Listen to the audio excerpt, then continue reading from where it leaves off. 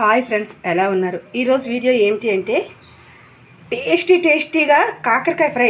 అసలు కాకరకాయ అంటేనే అసహించుకొని అవాయిడ్ చేసి పక్కన పెట్టేసే పిల్లలైతే ఇది కంపల్సరీ ఇష్టపడే తింటారు. అయితే మీరు ఇలా కాకరకాయ ఫ్రై చేసుకుని మొత్తం ఇలా ఫ్రైడ్ రైస్ లాగా అయితే చేసేసుకున్నారు అంటే టేస్ట్ అదిరిపోతుంది. పిల్లలైతే చాలా ఇష్టపడి తింటారనమాట. మీరు పెట్టినట్టు అలా ప్లేట్ ఖాళీ చేసేయడం ఖాయం అనమాట. అంత టేస్టీగా అయితే ఉంటుంది ఇది. ఒక్కసారి కనుక ఇలా మీరు ట్రై చేశారంటే రెండోసారి నుంచి ఇదే బాగుంది, ఇలాగే చేద్దాం అన్నంత టేస్ట్ అయితే ఉంటుంది. ఓకే, ఇది ఎలా చేయాలో ఏమిటో ప్రాసెస్లోకి అయితే వెళ్ళిపోదాం. ఇంకా దానికోసం ముందైతే ఇలా ఇది 3/4 kg ఉంటుంది కాకరకాయ ముక్కలన్నీ చూడండి, గుండగా తరుక్కుని రెడీ చేసుకున్నాము. ముందైతే అస్సలు మనం ఏమి చేయకుండా కాకరకాయలు వాష్ చేసేసుకొని బాగాని ఇలాగ గుండగా అందులో గింజలు తీసేసి, తొడిమలు గింజలు తీసేసి ఇలా తరిగేసుకున్నాము అంటే మనం రెడీ చేసి పెట్టుకుంటే ఇలాగా. కానీ నెక్స్ట్ ఇగోండి ఇలా ఫ్రై చేసుకోవడానికి అయితే ముందు కళాయి అయితే పెట్టుకున్నాను. ఇందులో కాస్త ఎక్కువ ఆయిల్ పడుతుంది. ఇగోండి ఇలా 3 టేబుల్ స్పూన్స్ అంతా ఆయిల్ అయితే వేసుకున్నాను. అయితే ఏంటి అంటే మనం మామూలుగా అయితే దేనికైనా ఆనియన్స్ ఫస్ట్ ఫ్రై చేస్తాం కదా, కానీ దీనికి ఫస్ట్ అయితే ఈ కాకరకాయ ముక్కల్ని ఫస్ట్ వేసేద్దాం. కాకరకాయ ముక్కల్ని వేయడం వల్ల ఏంటంటే అందులో ఉన్న చేదు మొత్తాన్ని ఆయిల్లో వేయగానే ఆ చేదు మొత్తం పోతుంది అనమాట సాధ్యమైనంత వరకు. చాలామంది ఏంటంటే ఫస్ట్ ఆనియన్ ఫ్రై అయినాక అప్పుడు కాకరకాయ వేస్తారు. అలా వేయడం వల్ల ఏంటంటే కాస్త వాటర్ దిగుతుంది కదా దానిలో. ఆ వాటర్ దిగిన తర్వాత మనం కాకరకాయ వేసిన వెంటనే ఆ వాటర్ దిగి చేదు వచ్చేస్తుంది. అలా కాకుండా ఫస్టే మనం కాకరకాయ ముక్కల్నే వేసి తర్వాత అది ఆనియన్స్ వేసాము అంటే ఈ కాకరకాయ ఫస్ట్ ఆయిల్లో డీప్ ఫ్రై అయిపోతుంది కదా పూర్తిగా. అయిపోయాక మనం ఇంతలో 75% ఇది ఫ్రై అయినాక అప్పుడు మనం ఆనియన్స్ వేసాము అంటే మనకు కాకరకాయ చేదు అనేది అస్సలు తెలియదు అనమాట.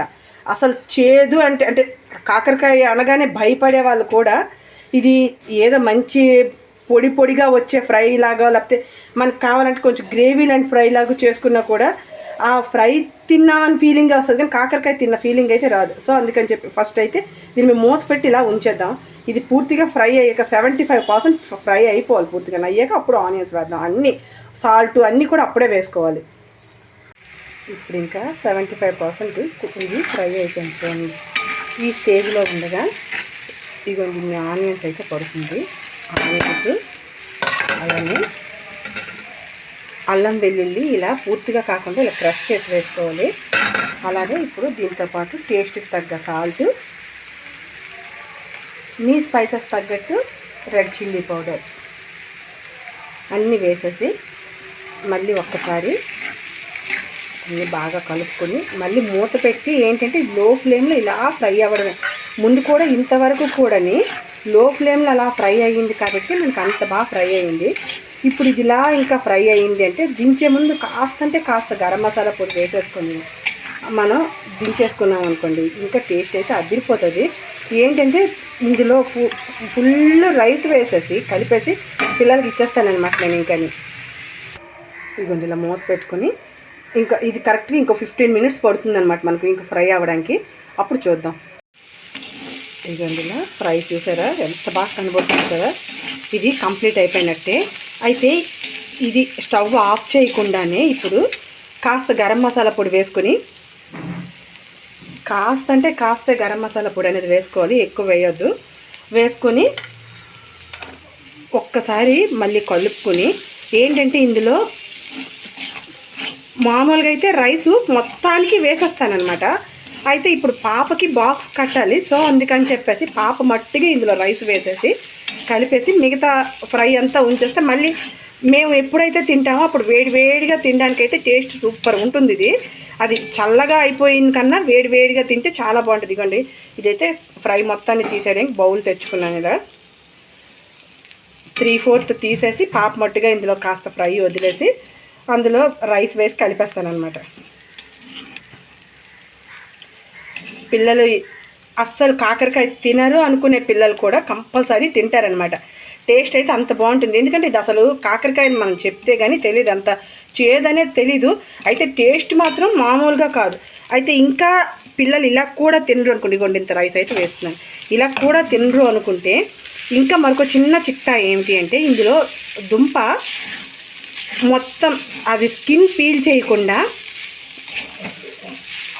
మనం గ్రేట్ చేసేసి వేసేసాము అంటే ఇందులోన టేస్ట్ ఇంకా అది పూర్తిగా పొటాటో టేస్టే మనకి తగులుతుంది తప్పితే అసలు ఈ కాకరకాయ టేస్ట్ అనేది మనకు అస్సలు కనిపించదు అనమాట. అసలు పిల్లలు ఈ టేస్ట్ కూడా నచ్చదు అనుకునే వాళ్ళైతే అలా చేయొచ్చు. ఇక నేనైతే పిల్లల కోసం ఇలా ఫస్ట్ అయితే ఇలానే కలిపేస్తాను. కాస్త ఫ్రై అయితే ఇందులో పడుతుంది. రైస్ కాస్త ఎక్కువ వేసినట్టున్నాను, పాపకి బాబుకి ఇద్దరికి సరిపోతుంది.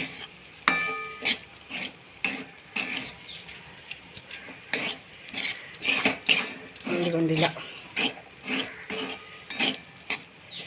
ఓకే ఫ్రెండ్స్, ఈ వీడియో కనుక మీకు నచ్చితే లైక్ చేయండి, షేర్ చేయండి, సబ్స్క్రైబ్ చేయండి, ట్రై చేయండి, కామెంట్ చేయండి. Watch our channel Keerthi creatives. మీరు సబ్స్క్రైబ్ చేయడం వల్ల నేను మరెన్నో మంచి వీడియోస్ అయితే చేయగలుగుతాను. పిల్లలకి బాగా యూజ్ అయ్యే వీడియోసే ఎక్కువగా పెడతాను కాబట్టి ఈ వీడియోస్ ఇంకా చేయాలి బాగా అనుకుంటే మీరు సబ్స్క్రైబ్లు అయితే చేయడం మర్చిపోకండి.